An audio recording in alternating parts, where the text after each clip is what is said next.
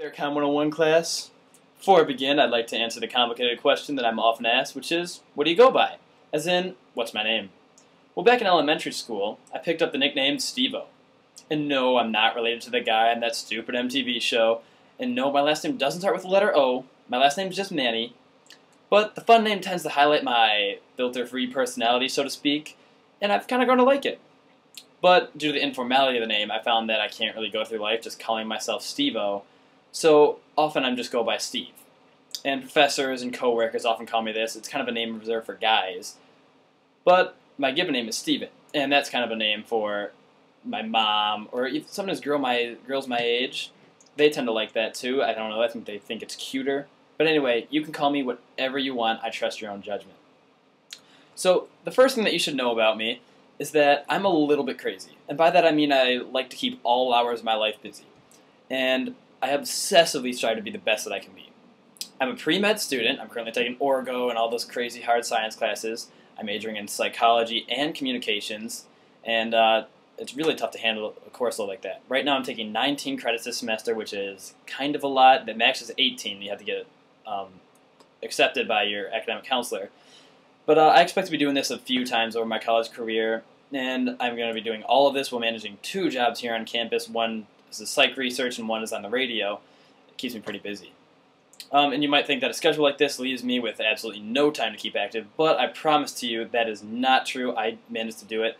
My roommates think I'm totally insane, but you can see me working out at Hallis or running by the lakeshore any day of the week.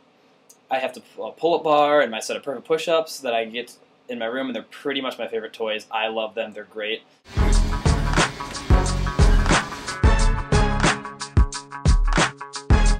Also, you'll never see me at a McDonald's or a Taco Bell because health is so important to me.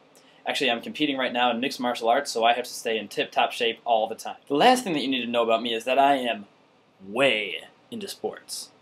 You might know some guys that like to watch football or might really like the Cubs. Trust me, I blow them out of the water. Like, the TV in my room is always tuned to ESPN. My text message inbox is filled with sporting news updates.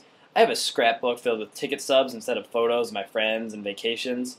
My collection of sports apparel is extensive, to say the least.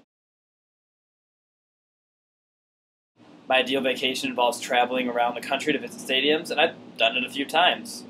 Like I mentioned earlier, I even work out in the WLUW sports crew, mostly just because it's a venue to blabber on and on about sports. I love it.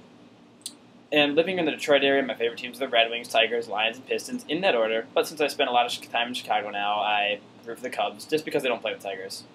Also, as a guy who's about a minute away from going to the University of Michigan instead of Loyola for undergrad, I root for Michigan in football and basketball. And I could go on, but I only have 3 minutes. So hopefully in my allotted time, you got to know me a little bit, and maybe realize that I love to talk about myself. But I can only scratch the surface of my personality in the time I'm given. So hopefully after a semester of public speaking, you get to know me much better. Thank you. You're far too kind. So as a bonus, I had some people I know ask me some questions, and I wrote some of the best of them down, and I thought I'd share my answers with you. So Mackenzie from Fordham here asked me, what are 3 things you want to do before you die? Well, number 1, I want to run a triathlon, just to have done it myself. I want to save someone's life in some way, somewhere, and I want to have season tickets to something like the Bears. That'd be good, just so I can say I have them. Let's see here. Miguel from Holy Cross asked me, when was the last time you cried like a baby? It involved a breakup with a girl. Yep, that was bad.